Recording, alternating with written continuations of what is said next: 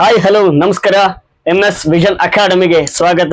ಕಾಲೇಜ್ಗಳಾಗಿರ್ಬೋದು, ಯೂನಿವರ್ಸಿಟಿಗಳಾಗಿರ್ಬೋದು, ಇನ್ಸ್ಟಿಟ್ಯೂಷನ್ಗಳಾಗಿರ್ಬೋದು, ಅಲ್ಲಿ ಏನ್ ಮಾಡ್ತಾರೆ ನೋಡ್ರಿ, ತಜ್ಞರನ್ನ ಕರ್ಕೊಂಡ್ಬಂದು ಅಥವಾ ಉಪನ್ಯಾಸಕರನ್ನು ಅತ್ಯುತ್ತಮ ಒಂದು ರೀತಿ ಉಪನ್ಯಾಸಕರನ್ನ ಕರ್ಕೊಂಡ್ಬಂದು ಏನ್ ಮಾಡ್ತಾರೆ, ಒಂದು ವಿಷಯಕ್ಕೆ ಸೆಮಿನಾರ್ನ ಕೊಡ್ತಾರ. ಹೌದಾ? ಓಕೆನಾ? ಅದಕ್ಕೆ ಏನಂತಾರೆ ಹೇಳ್ರಿ ನಾವು ಸೆಮಿನಾರ್ ಅಂತ. ನೋಡಿ, ವರ್ಕ್ಶಾಪ್ ಅಂತಂದ್ರೆ ಒಂದು ತಜ್ಞರ ಗುಂಪು ಸೇರ್ತಾ ಇದ್ರಿ. ಓಕೆನಾ? ಅದು ಒಂದು ವಿಷಯದ ಬಗ್ಗೆ ಏನ್ ಮಾಡುತ್ತೆ ಹೇಳ್ರಿ, ಒಂದು ಸಮಸ್ಯೆಯ ಬಗ್ಗೆ ಪರಿಹಾರವನ್ನು ಇವರೆಲ್ಲರೂ ಅಂತ ಹೇಳ್ತೀವಿ. ಆಮೇಲೆ ಕಾನ್ಫರೆನ್ಸ್. ಸೊ ನಾವು ಈಗ UNO ಇದೆ, ಯುನೈಟೆಡ್ ನೇಷನ್ಸ್ ಆರ್ಗನೈಸೇಷನ್ ಅಂತ, ಹಲವಾರು ಕಾನ್ಫರೆನ್ಸ್ ಏನ್ ಮಾಡ್ತಿರೋದು ಕರೀತದ. ಅವು ಅಲ್ಲಿ ಯಾರು ಬರ್ತಾರೆ ಹೇಳ್ರಿ, ಎಲ್ಲರೂ ಎಕ್ಸ್ಪರ್ಟ್ಸ್ ಇರ್ತಾರೆ. ಹೌದಾ?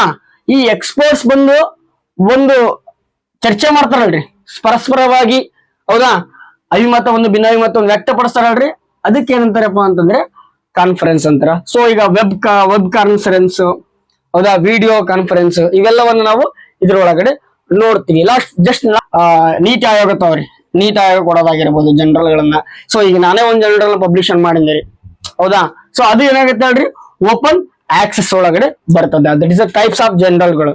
Very simple. ನೀವು ಬಹಳ ಸಲ ನಾವು ಬೇಜಾನ್ ಓದೋದು ಇಂಪಾರ್ಟೆಂಟ್ ಅಲ್ಲ, ನಾವು ಎಷ್ಟು ಸ್ಮಾರ್ಟ್ ಆಗಿ ಓಕೆನಾ ಸ್ಟಡಿ ಮಾಡ್ತೀವಿ ಅನ್ನೋದು ಬಹಳ ಇಂಪಾರ್ಟೆಂಟ್. ಜಸ್ಟ್ ಕ್ಲಾರಿಫಿಕೇಶನ್ ಅಷ್ಟೇ. ಇಲ್ಲಿ ಗೊತ್ತಾಗಿರೋದು ಒಂದು ಕ್ಲಾರಿಫಿಕೇಶನ್, ಒಂದು ಕಾನ್ಸೆಪ್ಟ್, ಒಂದು understanding. Very simple. Information library network ಇದು ಯಾವಾಗ ಬರುತ್ತಪ್ಪ ಅಂತಂದ್ರೆ 1991 ಒಳಗಡೆ. ಇದರ ಕೇಂದ್ರ ಕಚೇರಿ ಎಲ್ಲಿದಪ್ಪ ಅಂದ್ರೆ ಅಹಮದಾಬಾದ್. ಓಕೆ, ನರೇಂದ್ರ ಮೋದಿ ಸ್ಟೇಡಿಯಂ ಕೇಳಿರಲ್ಲ, ಓಕೆ ಅಲ್ಲಿದೆ. ಓಕೆನಾ? ಹಾಯ್ ಹಲೋ ನಮಸ್ಕಾರ. MS ವಿಷನ್ ಅಕಾಡೆಮಿಗೆ ಸ್ವಾಗತ, ಸುಸ್ವಾಗತ. ಸೊ ಟುಡೇ ಕ್ಲಾಸ್ ಬಂದ್ಬಿಟ್ಟು ರಿಸರ್ಚ್ ಆಪ್ಟಿಟ್ಯೂಡ್ ಒಳಗಡೆ ನಾವು ಸೊ ಬಿಬ್ಲಿಯೋಗ್ರಫಿ, ಅದಾದ್ಮೇಲೆ ಸೊ ಜನರಲ್ಗಳು ಯಾವ ರೀತಿ ಇರ್ತವೆ, ಓಕೆನಾ, ಫುಟ್ ನೋಟ್ ಅಂದ್ರೆ ಏನು, ಎಂಡ್ ನೋಟ್ ಅಂದ್ರೇನು, ಅದಾದ್ಮೇಲೆ workshop, seminar, conference, so Shodh Gangotri, ಆಮೇಲೆ ಇನ್ಫ್ರಾನೆಟ್ ಅಂತ. ಸೊ ಇವೆಲ್ಲ ವಿಷಯ ಇವತ್ತು ಟುಡೇ ಕ್ಲಾಸ್ ಒಳಗಡೆ ಡಿಸ್ಕಷನ್ ಮಾಡಮ್ರಿ. So let's me start class. Okay, research aptitude. ಓಕೆನಾ? ಸೊ ರಿಸರ್ಚ್ ಆಪ್ಟಿಟ್ಯೂಡ್ ಒಳಗಡೆ ನಾವ್ ಇವತ್ತೇನ್ ನೋಡ್ತಾ ಇದ್ದೇವೆ ಹೇಳ್ರಿ, ಬಿಬ್ಲಿಯೋಗ್ರಫಿ.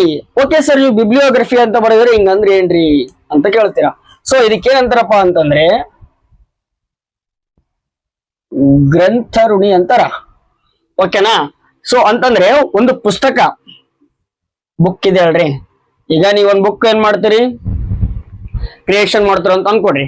ಸೊ ಆ ಒಂದು ಬುಕ್ಕಿಗೆ ಏನೇನ್ ನೀವು ರೆಫರೆನ್ಸ್ ಮಾಡಿರ್ತೀರ, ಏನೇನ್ ತಗೊಂಡಿರ್ತೀರ, ಅದ್ರ ಬಗ್ಗೆ ವಿತ್ ಡೀಟೇಲ್ಸ್ ಏನ್ ಕೊಡ್ತೀರಲ್ರಿ, ಅದಕ್ಕ ಈ ಒಂದು ಪದವನ್ನು ಕರೀತಾರೆ. ಸೊ ಈ ಒಂದು ಪದ ಯಾವ ಒಂದು ಭಾಷೆಯಿಂದ ಬಂದಿದೆ ಅಂತ ಕೇಳ್ತಾರೆ. ನೋಡಿ, ಬಿಬ್ಲಿಯೋಗ್ರಫಿ ಎಂಬ ಪದವು ಗ್ರೀಕ್ ಭಾಷೆಯ ಬಿಬ್ಲಿಯೋಗ್ರಾಫಿಯಾ ಎಂಬ ಪದದಿಂದ ಬಂದಿದೆ. ಸೊ ಹಂಗಂದ್ರೆ ಏನ್ ಹೇಳ್ರಿ, ಬುಕ್ ರಿಟೈನಿಂಗ್. ನಾನು ಹೇಳಿದ್ ನೋಡ್ರಿ, ಇಲ್ಲಿ ಬುಕ್ ಅಂತ ಏನಲ್ಲ, ಸೊ ಅಂದ್ರೆ ಪುಸ್ತಕ ಬರೆಯುವುದು ಅಂತ ಅರ್ಥ. ಸೊ ಗ್ರೀಕ್ ಒಳಗಡೆ ಏನಂತಾರಪ್ಪ ಇದಕ್ಕೆ ಅಂತಂದಾಗ copying of books by hand ಅಂತ ಹೇಳ್ತಾರೆ. ಓಕೆನಾ? ಸೊ ಇದೇನ್ ಹೇಳ್ರಿ, ಬಿಬ್ಲಿಯೋಗ್ರಫಿ ಬಗ್ಗೆ ಇರತಕ್ಕಂತ ಒಂದಿಷ್ಟು ಮಾಹಿತಿ. ಸೊ ಇವಾಗ ಇದನ್ನ ಯಾವ ಒಂದು ಸೋರ್ಸ್ ಅಪ್ಪ ಅಂತಾರೆ ಅಂತಂದ್ರೆ ಡಾಟಾ ಅಂತಾರೆ. ಅಂದ್ರೆ ತೃತೀಯ ಒಂದು ಸೋರ್ಸ್ ಆಗಿ ನೋಡ್ತೀವಿ. ಓಕೆನಾ? ಎಲ್ಲಿ ರಿಸರ್ಚ್ ಆಪ್ಟಿಟ್ಯೂಡ್ ಒಳಗಡೆ. ಸೊ ಇದು ಏನೇನ್ ಮಾಡುತ್ತೆ ನೋಡ್ರಿ, ಇಲ್ಲಿ ವೆರಿ ಇಂಪಾರ್ಟೆಂಟ್ ನೋಡ್ರಿ.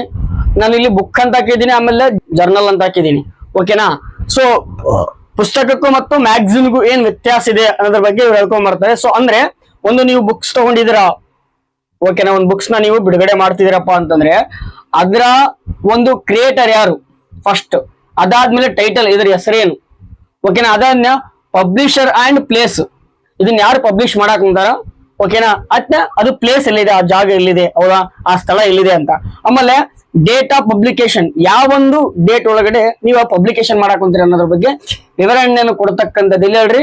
ನಾವ್ ಇಲ್ಲಿ ನೋಡ್ತೀವಿ ಹೇಳ್ರಿ, ಒಂದು ಈ ಒಂದು ಬಿಬ್ಲಿಯೋಗ್ರಫಿ ಒಳಗಡೆ. ಆಮೇಲೆ ಅದ್ರೊಳಗಡೆ ನೋಡ್ರಿ ಮೇನ್ ಇಂಪಾರ್ಟೆಂಟ್, ಇಲ್ಲಿ MLA ಅಂಡ್ APA ಅಂತ ಇದೆ. ಸೊ ಇವೆರಡು ನಾವು ಒಂದು ಸ್ಟೈಲ್ ನ ಬಳಸಿಕೊಂಡು, ಒಂದು ಮಾದರಿಗಳನ್ನ ಬಳಸಿಕೊಂಡು ಏನ್ ಮಾಡ್ತೀವಿ, ಈ ರೀತಿಯ ಬುಕ್ಸ್ ಗಳಲ್ಲಿ ನಾವು ಈ ಒಂದು ಡಾಟಾಗಳನ್ನ ಕೊಡ್ಬೇಕಾಗ್ತದೆ. ಓಕೆನಾ?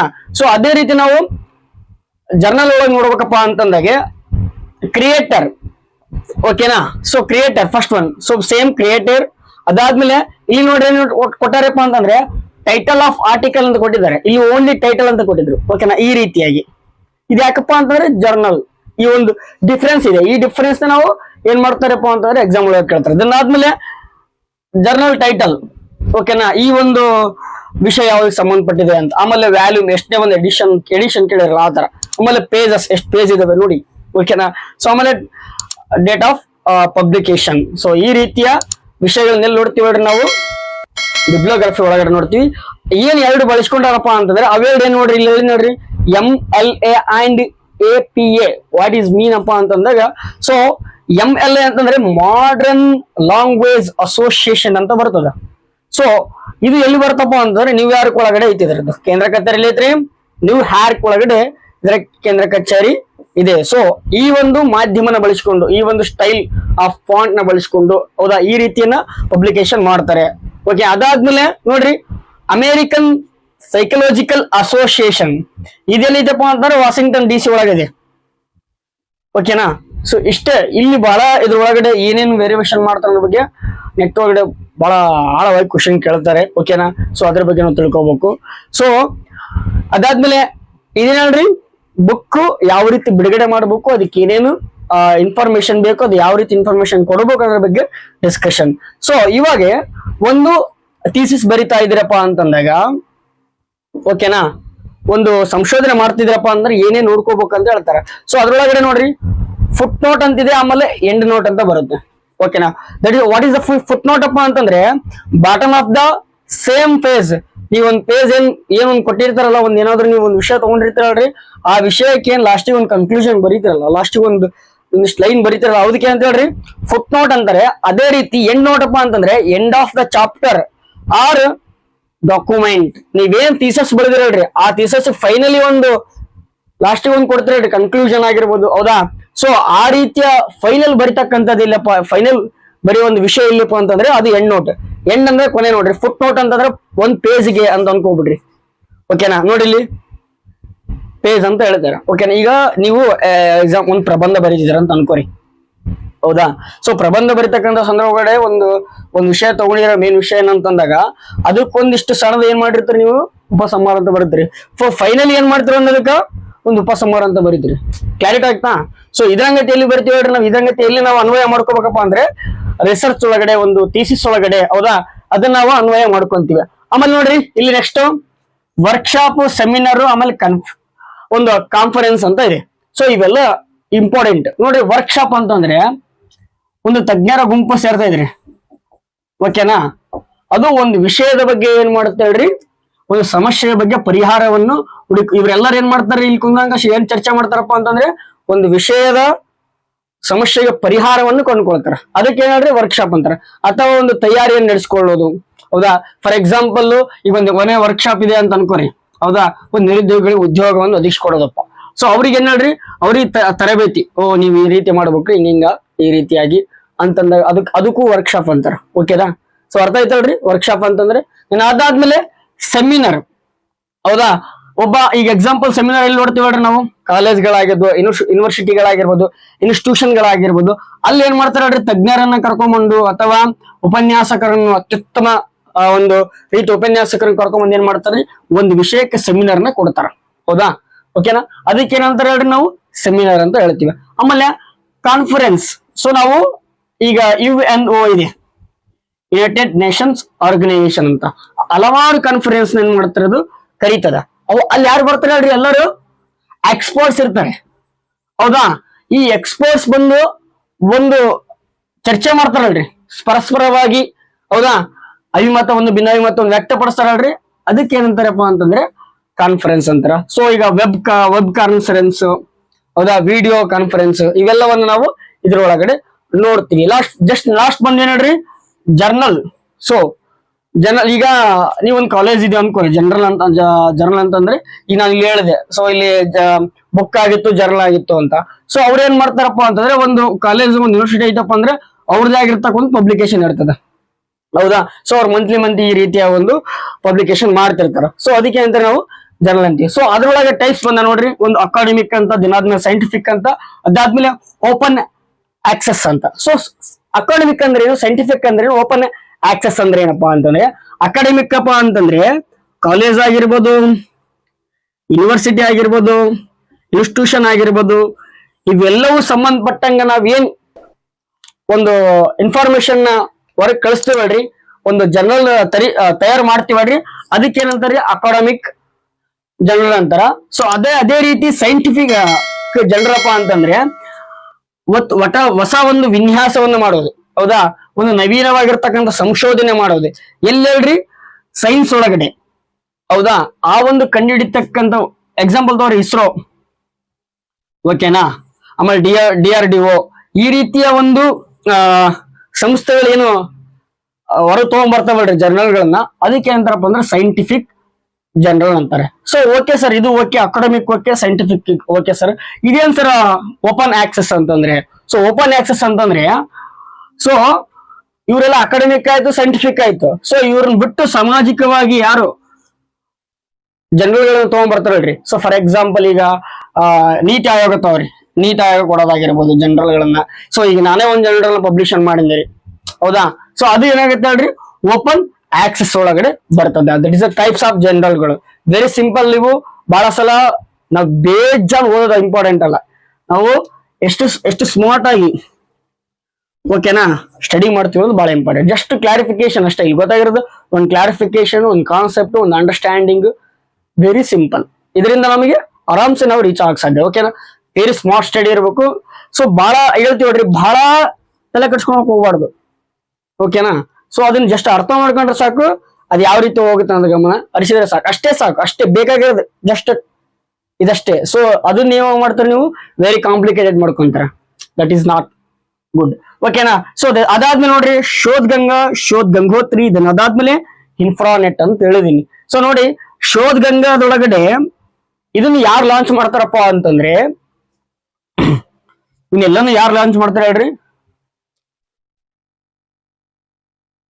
UGC ಕೇಳಿರಲ್ಲ, ಯೂನಿವರ್ಸಿಟಿ ಗ್ರಾಂಟ್ಸ್ ಕಮಿಷನ್, ಓಕೆನಾ, ಇನ್ಕ್ಲೂಡಿಂಗ್ ಆಲ್ಸೋ ಇನ್ಫ್ರಾನೆಟ್. ಓಕೆ, ಸೊ ಇವು ಎರಡು ಇದ್ರ ಅಂಡರ್ನೊಳಗಡೆ ಬರ್ತಾವ್ರಿ. ಇನ್ಫ್ರಾನೆಟ್ ಅಂಡರ್ ಒಳಗಡೆ ಇವೆರಡು ಬರ್ತವೆ, ಓಕೆನಾ. ನಾನು ಹೇಳೋದು ಬರ ಕೇರ್ಫುಲಿ. ಸೊ ನಾನು ರಿಟರ್ನ್ ಮಾಡಿಲ್ಲ, ಇಲ್ಲಿ ಏನೂ ಬರ್ದಿಲ್ಲ, ಓಕೆ, ಜಸ್ಟ್ ಹೇಳ್ತಾ ಇದ್ದೀನಿ, ಇದು ವೆರಿ ಇಂಪಾರ್ಟೆಂಟ್, ಓಕೆ. ಸೊ ಅದಾದ್ಮೇಲೆ ಶೋಧ್ ಗಂಗಾ ಅಂತಂದ್ರೆ, ಸೊ ಇಲ್ಲಿ ಹೇಳ್ತಾರೆ ನೋಡ್ರಿ, ಕಂಪ್ಲೀಟೆಡ್ PhD ಥೀಸಸ್, ಓಕೆನಾ. ಸೊ ಇಲ್ಲಿ ಒಂದು ಸಂಶೋಧಕರು ಏನ್ ಮಾಡಿರ್ತಾನೆ, ಸಂಶೋಧನೆಯನ್ನು ಕಂಪ್ಲೀಟ್ ಮಾಡಿ ಎಲ್ಲಿ ಅದನ್ನ ಆಡ್ ಮಾಡಿರ್ತಾನೆ ನೋಡ್ರಿ, ಶೋಧ್ ಗಂಗಾ ಎಂಬ ವೆಬ್ಸೈಟ್ ಒಳಗಡೆ. ಓಕೆ, ಇದಕ್ಕೆ ಏನಂತಾರಪ್ಪ ಅಂದ್ರೆ, ಸೊ ನಾವು ಈಗ ಡಾಕ್ಯುಮೆಂಟ್ ನ ತಗೊಂಡೋಗಿ ಬೈ ಹ್ಯಾಂಡ್ ಕೊಡೋದ್ ಬೇರೆ. ಸೊ ಇಲ್ಲಿ ನಾವೇನ್ ಮಾಡ್ತೀವಿ ಹೇಳ್ರಿ, ಎಲೆಕ್ಟ್ರಾನಿಕ್ಸ್ ವಿದ್ಯುನ್ಮಾನಗಳ ಮೂಲಕ ಏನ್ ಮಾಡ್ತೀವಿ, ಅದನ್ನ ಸಬ್ಮಿಷನ್ ಮಾಡ್ತೀವಿ. ಅದು ನಮ್ ಡಾಟಾ ಎಲ್ಲ ಇಲ್ಲಿ ಇರ್ತದೆ ಹೇಳ್ರಿ, ಶೋಧ್ ಗಂಗಾದೊಳಗಡೆ ಇರ್ತದ. ಸೊ ಕಂಪ್ಲೀಟೆಡ್ ಆದ್ಮೇಲೆ, ಥೀಸಸ್ ಕಂಪ್ಲೀಟೆಡ್ ಆದ್ಮೇಲೆ, ಸೊ ಶೋಧ್ ಗಂಗೋತ್ರಿ ಅಂದ್ರಿ, ಓಕೆನಾ. ಶೋಧ್ ಗಂಗಾ ಗೊತ್ತಾಯ್ತು, ಈಗ ಶೋಧ್ ಗಂಗೋತ್ರಿ. ಸೊ ಶೋಧ್ ಗಂಗೋತ್ರಿ ಒಳಗಡೆ PhD ರಿಸರ್ಚ್ ಪ್ರಪೋಸಲ್ಸ್, ಓಕೆನಾ. ಸೊ ಇಲ್ಲಿ ಹಲವಾರು PhD ರಿಸೋರ್ಸಸ್ಗಳು ಸಿಗ್ತವೆ. ಅದನ್ನ ಬಳಸ್ಕೊಂಡು ಕೆಲವೊಂದಿಷ್ಟು ಫಾರ್ಮ್ ಗಳನ್ನ ಏನ್ ಮಾಡಕ ಸಾಧ್ಯ ಆಗುತ್ತೆ ಹೇಳ್ರಿ, ರಿಸರ್ಚರ್ ಇನ್ನು ತನ್ನ ರಿಸರ್ಚ್ ನ ಬೆಸ್ಟ್ ಮಾಡೋದಕ್ಕೆ ಸಾಧ್ಯ ಆಗುತ್ತಾ. ಸೊ ಅದನ್ನ ಬಳಸ್ಕೊಂಡಾಗ್ತಕ್ಕಂತ ಒಂದು ಎಲ್ಲಿ ಸಿಗುತ್ತಪ್ಪ ಅಂತಂದ್ರೆ ಶೋಧ್ ಗಂಗಾದೊಳಗಡೆ ಸಿಗುತ್ತಾ. ಶೋಧ್ ಗಂಗಾ ಆಗಿರ್ಬೋದು, ಗಂಗೋತ್ರಿ ಆಗಿರ್ಬೋದು, ಇವೆರಡು ಎಲ್ಲಿ ಬರ್ತಾವಲ್ರಿ, ಇನ್ಫ್ರಾನೆಟ್ ಒಳಗಡೆ ಬರ್ತಾವ. ಓಕೆ ಸರ್, ಇನ್ಫ್ರಾನೆಟ್ ಅಂದ್ರೆ ಏನ್ ಸರ ಅಂತ ಕೇಳ್ಬೋದು ನೀವು. ಸೊ ಇನ್ಫ್ರಾನೆಟ್ ಅಂತಂದ್ರೆ ಇನ್ಫಾರ್ಮೇಶನ್, ಓಕೆನಾ, ಇನ್ಫಾರ್ಮೇಶನ್ ಲೈಬ್ರರಿ ನೆಟ್ವರ್ಕ್ ಅಂತ ನೋಡಿ. ಇನ್ಫಾರ್ಮೇಶನ್ ಲೈಬ್ರರಿ ನೆಟ್ವರ್ಕ್ ಇದು ಯಾವಾಗ ಬರುತ್ತಪ್ಪ ಅಂತಂದ್ರೆ 1991 ಒಳಗಡೆ. ಇದರ ಕೇಂದ್ರ ಕಚೇರಿ ಎಲ್ಲಿದಪ್ಪ ಅಂದ್ರೆ ಅಹಮದಾಬಾದ್. ಓಕೆ, ನರೇಂದ್ರ ಮೋದಿ ಸ್ಟೇಡಿಯಂ ಕೇಳಿರಲ್ಲ, ಓಕೆ, ಅಲ್ಲಿದೆ, ಓಕೆನಾ, ಅಹಮದಾಬಾದ್, ಗುಜರಾತ್ ಒಳಗಡೆ, ಓಕೆನಾ. ಸೊ ಇದು ಏನ್ ಮಾಡುತ್ತಪ್ಪ ಅಂತಂದ್ರೆ ಸಂಶೋಧನೆಗೆ ಪೂರಕವಾಗಿರ್ತಕ್ಕಂಥ ವಿಷಯಗಳನ್ನಾಗಿರ್ಬೋದು ಅಥವಾ ಹಲವಾರು ಒಂದು ಕಾಲೇಜ್ಗಳಾಗಿರ್ಬೋದು, ಯೂನಿವರ್ಸಿಟಿಗಳಾಗಿರ್ಬೋದು, ಸೆಂಟ್ರಲ್ ಯೂನಿವರ್ಸಿಟಿಗಳ ಹಲವಾರು ಎಲ್ಲ ರೀತಿಯ ಒಂದು ಯೂನಿವರ್ಸಿಟಿಗಳಿಗೆ ಏನ್ ಮಾಡ್ತೇಳ್ರಿ, ಇದು ಒಂದು ಲೈಬ್ರರಿ, ಹೌದಾ. ಇದು ನೆಟ್ವರ್ಕ್ ನೋಡ್ರಿ, ಇನ್ಫಾರ್ಮೇಶನ್ ಲೈಬ್ರರಿ ನೆಟ್ವರ್ಕ್ ಅಂತ. ಸೊ ಇದೇನ್ ಹೇಳ್ರಿ, ಆನ್ಲೈನ್, ಓಕೆನಾ, ಆನ್ಲೈನ್ ಪ್ಲಾಟ್ಫಾರ್ಮ್ ಒಳಗಡೆ ಮಾಹಿತಿಯನ್ನು ಒದಗಿಸ್ಕೊಡ್ತದ. ಇದಕ್ಕೇನಂತಾರೆ ಇನ್ಫಾರ್ಮೇಟ್ ಲೈಬ್ರರಿ ನೆಟ್ವರ್ಕ್ ಅಂತಾರೆ, ಓಕೆನಾ. ಅರ್ಥ ಆಯ್ತಲ್ರಿ. ನೆಕ್ಸ್ಟ್ ಬಂದ್ಬಿಟ್ಟು ಇಲ್ಲಿ ಇಸ್ ವೆರಿ ಇಂಪಾರ್ಟೆಂಟ್ ನೋಡ್ರಿ, ಈ ಒಂದು ಫುಲ್ ಫಾರ್ಮ್ ಗಳಲ್ಲಿ ಮಿನಿಮಮ್ ಒಂದು ಫುಲ್ ಫಾರ್ಮ್ ಗ್ಯಾರಂಟಿ ಕೇಳಿರ್ತಾರ. Especially this is very important, ಬಹಳ ಸಲ ಕೇಳಿದ್ದಾರೆ, ಓಕೆನಾ. ಸೊ ಅಂದ್ರೆ ಈಗ ನಾವೇನ್ ಕೊಡ್ತಾ ಇದೀವಿ ಹೇಳ್ರಿ, ಸೊ ಅದಕ್ಕೆ ಇವು ಮಾಹಿತಿಗಳು, ಓಕೆನಾ. ಸೊ ನೋಡ್ರಿ, ISBN ಅಂತಂದ್ರೆ international standard numbers and codes, ಓಕೆನಾ. ಅದಾದ್ಮೇಲೆ ISSN ಅಂತಂದ್ರೆ ಇಂಟರ್ನ್ಯಾಷನಲ್ ಸ್ಟ್ಯಾಂಡರ್ಡ್ ಸೀರಿಯಲ್ ನಂಬರ್, ಅದಕ್ಕೊಂದು ನಂಬರ್ ಇದೆ, ಸ್ಪೆಸಿಫಿಕ್ ಆಗಿ ಅವ್ರು ಕೊಡ್ತಾರೆ. ಸೊ ಆ ರೀತಿಯಾಗಿರ್ತಕ್ಕಂಥದ್ದು. ದೆನ್ ಅದಾದ್ಮೇಲೆ ISRC international standard recording code, ಓಕೆನಾ. ಆಮೇಲೆ ISMN international standard music number, ಓಕೆನಾ. ಅರ್ಥ ಆಯ್ತು ನೋಡ್ರಿ, music number. Next ISAN international standard audio visual number. Okay, so audio visual ಅಂತಂದ್ರೆ ಹೇಳ್ರಿ, ಸೊ ಎಟ್ ಅ ಟೈಮ್ ಏನಾಗಿರುತ್ತೆ ಹೇಳ್ರಿ, ಈ ಫಾರ್ ಎಕ್ಸಾಂಪಲ್ ನೀವು ಟಿವಿ ನೋಡ್ತೀರಾ, ಓಕೆ, ಆ ಟಿವಿ ಒಳಗಡೆ ಆಡಿಯೋ ಇರ್ತದ, ವಿಸುವಲ್ ಇರ್ತದ, ದೃಶ್ಯನೂ ಕಾಣ್ತದ ಮತ್ತು ಕೇಳ್ತದ. ಸೊ ಅದಕ್ಕೆ ಅಂತಾರೆ ಆಡಿಯೋ ವಿಸುವಲ್ ಅಂತಾರೆ. It's very important. ಸೊ ಇದನ್ನ ನಾವು ICT ಆಗಿರ್ಬೋದು, ಇನ್ನ ಅದಾದ್ಮೇಲೆ ಕಮ್ಯುನಿಕೇಶನ್ ಆಗಿರ್ಬೋದು, ಇವೆರಡು ಒಳಗಡೆ ನಾವು ನೋಡ್ತೀವಿ, ಓಕೆನಾ. ಅದಾದ್ಮೇಲೆ ISWC ನೋಡ್ರಿ, international standard musical work code. So musical ಎಷ್ಟು ಬಂತ ಹೇಳ್ರಿ, ಇಲ್ಲಿ ಮ್ಯೂಸಿಕ್ ಅಂತ ಬಂತು, ಒಂದು ಮ್ಯೂಸಿಕಲ್ ಅಂತ ಬಂತು. ಇದನ್ನ ಡಿಫ್ರೆಂಟ್ ಮಾಡಿಕೇಶನ್ ಮಾಡ್ತಂದ್ರೆ ಕ್ವಶನ್ ಕೇಳ್ತಾನೆ. ಇಷ್ಟೇ ಇರ್ತದ, ನಾವು ಅದನ್ನೇ ತಿಳ್ಕೊಬೇಕು ಇಷ್ಟೇ. ಇದನ್ನೇ ನಾವ್ ಏನ್ ಮಾಡ್ಬೇಕ್ರಿ, ಅಬ್ಸರ್ವ್ ಮಾಡ್ಬೇಕು ಅಷ್ಟೇ. Observation is very best. Then ಅದಾದ್ ನೋಡ್ರಿ ISTC international standard text code. So ಈಗ ನಾನು ಈ ತರ ಬರ್ದೇನ್ರಿ. ಸೊ ಇದನ್ನೇ ನಾವ್ ಈಗ ನೋಡ್ರಿ, ಇದು ಕ್ಯಾಪಿಟಲ್, ಇದು ಸ್ಮಾಲ್, ಓಕೆನಾ. ಬರೀ ಕ್ಯಾಪಿಟಲ್ ಬರೋದಂಗ, ಸ್ಮಾಲ್ ಬರೋದಂಗ, ಅದ್ರೊಳಗಡೆ ಸ್ಟೈಲ್ಸ್ ಇರ್ತಾವ, ಫಾಂಟ್. ಸೊ ಅದೆಲ್ಲ ನೋಡ್ರಿ ಟೆಕ್ಸ್ಟ್ ಕೋಡ್ ಒಳಗಡೆ ನೋಡ್ಕೊಂಡ್ ಬರ್ತೀವಿ. ಅದಾದ್ಮೇಲೆ ನೋಡ್ರಿ DOI ಅಂತ ಡಿಜಿಟಲ್ ಆಬ್ಜೆಕ್ಟ್ ಐಡೆಂಟಿಫೈರ್, ಓಕೆನಾ. Last one ISNI international standard name identifier. Okay, this is all about research aptitude ಒಳಗಡೆ ಇಷ್ಟೆಲ್ಲ ವಿಷಯಗಳನ್ನ ನೋಡ್ತೀವಿ. ಅಂದ್ರೆ ಒಬ್ಬ ಥೀಸಸ್ಕಾರ, ಸಂಶೋಧನೆಕಾರ ಯಾವ್ಯಾವ ಒಂದು ಬಳಸ್ಕೊಂಡು ಥೀಸಸ್ ನ ರೆಡಿ ಮಾಡ್ಬೇಕು, ಅವ್ ಎಲ್ಲಿನ ಸಬ್ಮಿಷನ್ ಮಾಡ್ಕೋಬೇಕು, ಅವ್ ಯಾವ್ಯಾವ ಜನರಲ್ ಗಳನ್ನ ನಾವು ನೋಡ್ತೀವಿ, ಓಕೆನಾ. ಕಾನ್ಫರೆನ್ಸ್ ಅಂತಂದ್ರೆ ಏನು, ಆಮೇಲೆ ಸೆಮಿನಾರ್ ಅಂತಂದ್ರೆ ಏನು, ವರ್ಕ್ ಶಾಪ್ ಅಂದ್ರೆ ಟುಡೇ ಕ್ಲಾಸ್ ಒಳಗಡೆ ಆಲ್ ಅಬೌಟ್ ಡಿಸ್ಕಷನ್ ಮಾಡಿ. ವೆರಿ ಇಂಪಾರ್ಟೆಂಟ್ ಟಾಪಿಕ್ ಇದು. ಸೊ ಇದ್ರ ಮೇಲೆ ಸೊ ಸಮ್ಟೈಮ್ಸ್ ನಾನು ಇದರಲ್ಲಿ ಒಳಗಡೆ ಏನು ಜಾಸ್ತಿ ಬರ್ದಿಲ್ಲ, ಯಾಕಪ್ಪ ಅಂದ್ರೆ ಬೇರೆ ಕ್ಲಾರಿಟಿ ಆಗಿರ್ತಕ್ಕಂಥ ಇನ್ಫಾರ್ಮೇಶನ್. ಸೊ ಜಸ್ಟ್ ಇಷ್ಟೇ ಕ್ವಶನ್ ಕೇಳ್ತಾರೆ.